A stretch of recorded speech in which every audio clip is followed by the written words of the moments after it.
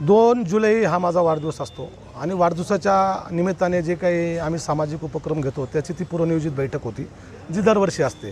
त्या बैठकीला मी असलंच पाहिजे असं काही नाही, कारण ते माझा वाढदिवसाचं नियोजन आमचे सगळे सहकारी करतात. काल अशीच बैठक सुरू असताना त्या ठिकाणी मला फोन आला, मला बोलवलं. मी 10:30 वाजता 9 वाजेची बैठक होती, मला 9:30 वाजता 10:30 वाजता मी गेलो. गेल्यानंतर त्या ठिकाणी अनेक लोकांनी ज्यांनी घडवलं, ज्यांनी मला इथपर्यंत पोहोचवलं, ज्यांचे अधिकार ज्यांचा माझ्यावरती आहेच आणि ज्यांचं योगदान आहे अनेक लोकांचं, जे माझ्या प्रभागातले नागरिक होते, ज्यांच्या मतावर आम्ही 4ही नगरसेवक निवडून आलेले, अशा लोकांनी मला इथं बोलावलं आणि त्यांनी मला काही बरेच माझी कान उघडणी त्या ठिकाणी त्यांनी केली, कारण तो त्यांचा अधिकार आहे. त्यांनी जे सांगितलं त्याच्यात सत्यता आहे. सत्यता अशी आहे, 30 वर्षापासून शिवसेना पक्षाशी मी एकनिष्ठ म्हणून काम करतो आहे. कार्यकर्ता, शिवसैनिक, शाखाप्रमुख ते आजपर्यंत येत आहे. परंतु यापूर्वी माझ्या मागून आलेले लोक आमदार, खासदार, मंत्री होऊन पदं घेऊन निघून गेले. आम्ही निष्ठावान लोक आहे, आम्ही शिवसैनिक आहे आणि शिवसैनिक कधी चमकोगिरी करून चाटेगिरी करून मीडियासमोर पण कधी आलो नाही. परंतु ज्या लोकांनी काल माझे डोळे उघडले ते सुद्धा विचार करण्याजोगे आहे. मी जेव्हा विधानसभाची उमेदवारी मागितली असेल, माझी कॅपॅसिटी असताना, निवडून येणार असताना, तेव्हा मला डावलण्यात आलेलं आहे. महापौरची उमेदवारी मागितली असेल तेव्हा मला डावलण्यात आलेलं आहे. लोकसभा निवडणुकीमध्ये 2दा खासदार जे आमचे हेमंत गोडसे होते ते आले, 2दा खासदार झाले, गेले. त्याच्यानंतर राजाभाऊ वाजे खासदार झाले. सगळ्यांनीच त्यांना योगदान दिलं, पण त्याच्यामध्ये अग्रस्थानी विलास शिंदे होते. आणि त्याच्यानंतर मला वाटलं होतं की माझी बढती होईल, प्रमोशन होईल, पण तसं काही झालं नाही. उलट माझं डिमोशन झालं. जो माणूस लोकसभेच्या प्रचारात नव्हता, शेवटचे 2 दिवस प्रचारात आला, ज्या माणसाची शिवसेनेमधून बडतर्फी झाली होती, त्या माणसाला तुम्ही जिल्हा प्रमुख करता. त्याच्यामागे एक नगरसेवक नाही, 12 वाजता उठणारा माणूस. आम्ही सकाळी 7 वाजेपासून शहर आणि जिल्हा फिरत राहतो, ग्रामीण भागात आणि शहरी भागात.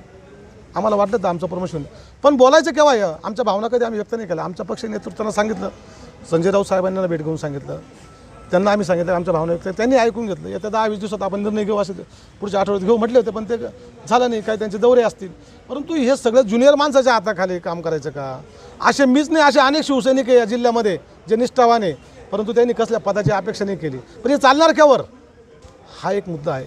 आयुष्याचे 54-55 वर्षामध्ये पदार्पण करणारे लोक आहे आम्ही. 30-30 वर्ष संघटनेत काम करतो आहे. मग चापलुसी करून चमकोगिरी करून जर मिळत असेल तर असे पदं नको आम्हाला.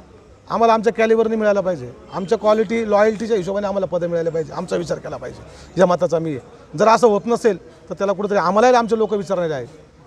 मग आम्ही नेमकं ऐकायचं कोणाचं? आमची निष्ठा 100% आहे, त्याबद्दल आमचं अजिबात कोणी शंका घेण्याचं कारण नाही. परंतु असं चालेल केवर? त्याच्यामुळं कालची ही बैठक होती, आजही काही लोकांची बैठक घेतोय आणि त्याच्यातून सगळ्यांचं म्हणणं ऐकून घेऊन काय निर्णय घ्यायचा तो घेऊ. आता पुढचा निर्णय कधीपर्यंत होईल आणि तुमच्यासोबत या सगळ्या मला सगळ्यांनी गळ घातलेली आहे की तुम्ही जो काही निर्णय घ्यायचा तो हा वाढदिवस तसा करायचा नाही. पण मी सगळ्यांचं ऐकून घेतोय, तो त्यांचा अधिकार आहे. ते बोलले, त्यांच्या जीवावर मी वर्गाने काढून आम्हाला निवडून द्या त्या लोक. आमच्याकडे काय, आम्ही फाटके लोक आहे हो, आमच्याकडे काय. पण ज्यांच्या जोरावर आम्ही आहे, आमचे ॲसेटच आमचे लोक आहे ना.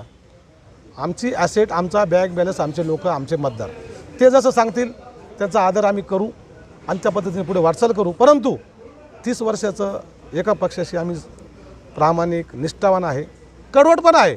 आमच्या पक्ष नेत्यांना आम्ही जाब विचारू ना, आणि ते आमचं ऐकतात ना, आमचं ऐकतील. बघू काय होतं ते बघू. या सगळ्या नाराजीवर कुठेतरी काहीतरी 2 दिवसामध्ये आम्ही परत असेल तुम्हाला वाटतं का? 2 दिवसामध्ये आम्ही सगळ्यांचं ऐकून घेऊ. मी पक्ष नेत्यांशी परत भेटेल आणि मग निर्णय घेऊ.